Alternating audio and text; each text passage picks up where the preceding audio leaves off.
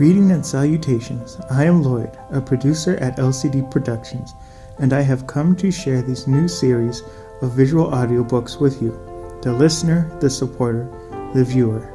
Together we will go on a journey like never before, fly to new heights with Project Aerospace, explore new land and cityscapes with photations, even change the dimension of time through the power of time-lapse photography from live to tape. We'll even travel beyond the mind's eye into worlds captured and generated through animation from Thumbs United daily animation series. As we together go on these journeys filled with photography and theater of the mind, I hope you remember the core belief that we hold, that anyone can become the master of art, meaning that it is not some born skill what makes someone good at being creative. It is a desire to practice and spend time being creative that creates the master. I hope that these films, photography, and stories inspire you to set some time aside and practice some creativity. I believe if we all spend more time creating and being constructive, the world would be a better place, a more friendlier and fulfilling place. Thank you for coming. Let's begin this journey.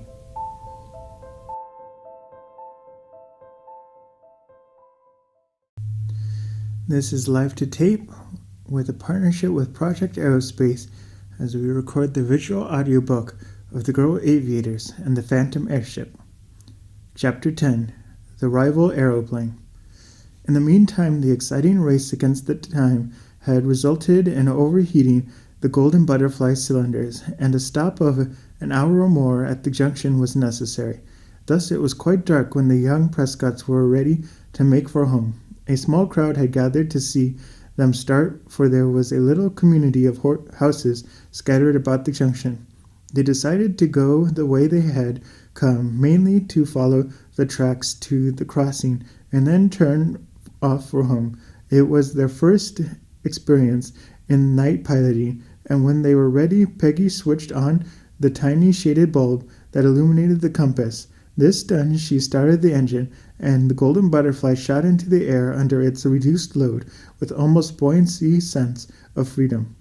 The crossing was reached in several minutes, less than it would have taken them to reach the junction on the going trip. Peggy turned off as she marked the glowing lights beneath her, and presently the Golden Butterfly was skimming along above the dark woodlands and glooming enshrouds meadow. There was something awe-inspiring this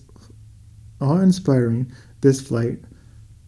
There was something awe-inspiring about this night flying. Above them the canopy of the stars stretched like a mantle sparkling with silver sequins. Below, the earth shone as black and void.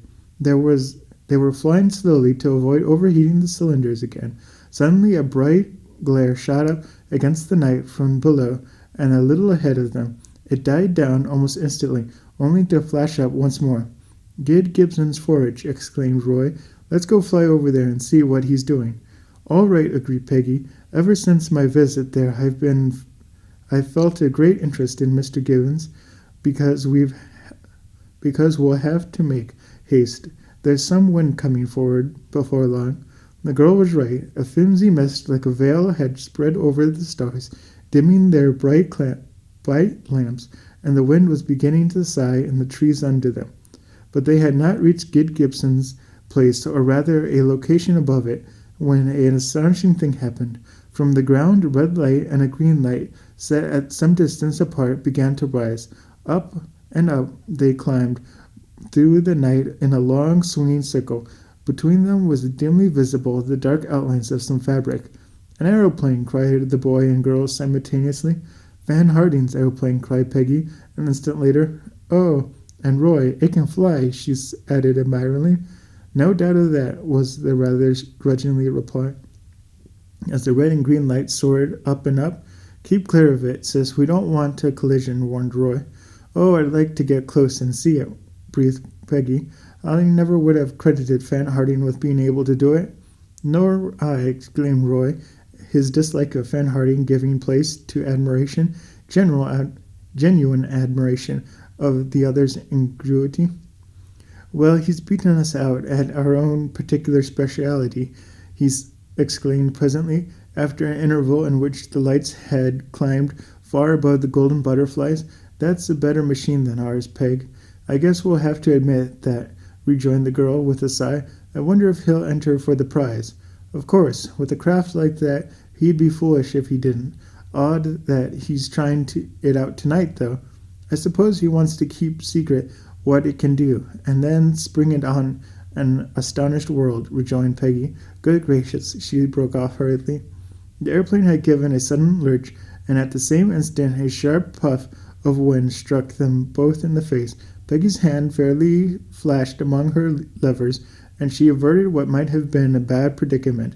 Involuntarily, at the same instant, Roy had glanced up at the other airplane to see how it was faring, and to his astonishment the lights did not seem to waver. Wow, Peg, he cried, that puff didn't even bother Van Hidgen's craft. It was uncanny to see her weather it.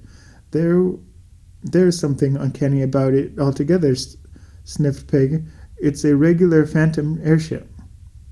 That's just what it is, agreed Roy, but I'm afraid it's a substantial enough platform to carry off that 5,000 prize. Another puff prevented Peggy from replying just then, and once more the golden butterfly careened violently and then, under Peggy's skillful handling, righted herself. But this time the puff was followed by a steady rush of wind. Better turn, Peg, before it gets any worse, advised Roy. We're off our course now. I've tried to, exclaimed Peggy desperately, but the wind won't let me. I don't dare to. We must, exclaimed Roy, with a serious note in his voice. If the wind freshens much more, we won't be able to turn at all. He leaned forward and took the wheel from his sister, but the instant he tried to steer the airplane round, the wind rising under one wing careened her in a perilous angle. Now go, he said. We've got to keep on going. But where can we land? Asked Peg, a little catch in her voice. We'll have to take our chances on that, decided Roy. It would be suicidal to try to buck this wind. The breeze had now freshened till it was singing an aileron song in every wire and brace of the golden butterfly. Brother and sister could feel the stout fabric vibrate under the strain of the blast. The airplane was moving swiftly now, but it was the toy of the wind, which grew stronger every minute. The dark landscape beneath fairly flew by under them. Neither of them thought to look back at the red and green light in the sky behind them. All at once Roy, who had leaned over his sister's shoulder and glanced at the compass, gave a sharp cry. We've got to turn, sis, he said in a tense, sharp voice. What do you mean, Roy? Are we in very serious danger? The girl's voice shook nervously in response to the anxiety expressed in her brother's tone. Danger, echoed Roy. Girlie, we are being blown out to sea. Blown out to sea? The words held a real pigment of terror for Peggy. Oh, Roy, we must do something, she cried helplessly. Yes, but what? We can't. We are darn turned about. The machine would dip like a bucket. No, we must keep on and trust to luck. Peggy shuddered, hurling along in the wind-driven darkness. Brother and sister sat in silence, waiting for the first warning that they were approaching the sea. In the blackness it was impossible to see anything ahead, and the starlight, which, dim as it was, might have helped, had been overcast by a filmy covering of the clouds. Once or twice, as they were hurried helplessly along, the propeller beating desperately against the wind, they saw far below them a cheerful light of some farmhouse. Further off, a glare against the sky indicated the light of Sandy Bay. How they wished that they were safe and sound at home, as they were blown onward by the wind, going faster and faster every minute. Roy, his pulses beating hard, and every nerve at tension, had taken the wheel from his sister, even at the risk of careening from the airplane, which they had shifted their position. Every now and then he turned to ever so little, but each time the tip of the dangerous angle warned him not to attempt such a thing. All at once Peggy uttered a shrill cry. Oh, Roy, the sea! Above the stretching of the wind and the hum of the motor, they could now hear another sound, the thunder of the surf on the beach. Straining his eyes ahead, Roy could see now that the white gleam of the breaker, and they broke into the shower of spray of the seashore.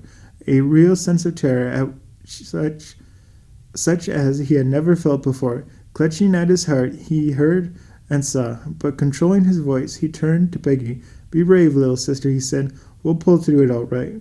Peggy said nothing in response. She dared not trust her voice to speak just at that moment.